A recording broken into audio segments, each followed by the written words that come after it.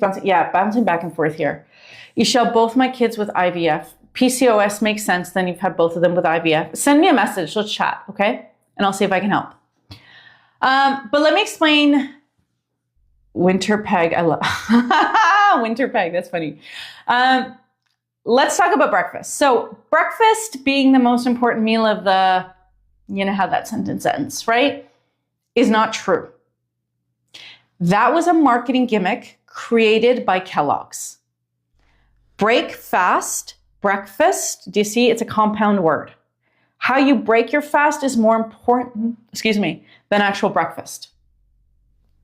So I know everybody's so obsessed with like eating breakfast. You get up, you've got to eat breakfast. You don't. How you break your fast matters more. When we're thinking breakfast, people think like breakfast cereals, oatmeal, muffins, bagel, like carb heavy foods. When you were breaking your fast, because you're fasting all night, eating a carb heavy meal, you are setting yourself up for insulin spikes throughout the day. You are setting yourself up to be hungry faster. You are setting yourself up for sugar cravings throughout the day.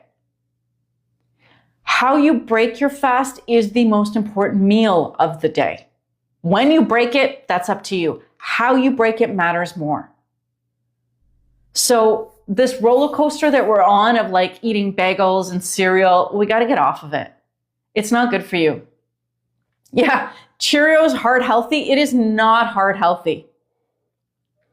Marketing is so laxed. Companies can write on their products, no sugar, low sugar, and they're referring to granulated sugar. They are not referring to sugar substitutes or sugar additives. So foods that'll say things like aspartame is a sugar substitute, right? It has been linked to create further hunger cravings, hunger cues. So you could be eating something that says low sugar. It doesn't mean it's better for you. Coke Zero has no sugar. And that's why when I started my live, I said, we're not focusing on calories. Because people are always looking at low calorie, no calorie, it's gotta be better. It is not better. You gotta look at the nutrients. And Inuit food from the tundra is so healthy for people. I believe it, yeah. That makes complete sense to me.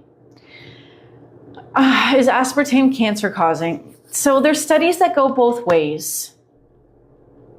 The one thing I can say for a fact is that it does increase hunger cues. Is it linked to cancer? There's studies that say yes, and there's studies that say no. I don't know that there's a definitive answer. I can't give you one because I've seen studies on both sides. Anybody have any other additional questions though? Because I am gonna hop off. I gotta go pick my son up from practice. So if you have any questions, guys, this is your opportunity. No problem. Throw them in the chat. I go live every Monday to Friday, 6 a.m. Eastern time. I will be live tomorrow morning. I was off today, so I slept in, but I didn't want to miss doing a live, so here I am. If what I'm doing interests you guys, if you are interested, especially because times are tough for a lot of people, in earning additional income, send me a message if you want to help other people. I have a team. I've got a couple spaces left on my team, and I'm doing live Zoom calls Tuesday, Thursday, and Sunday just to provide additional information to see if it's a good fit. So if this interests you,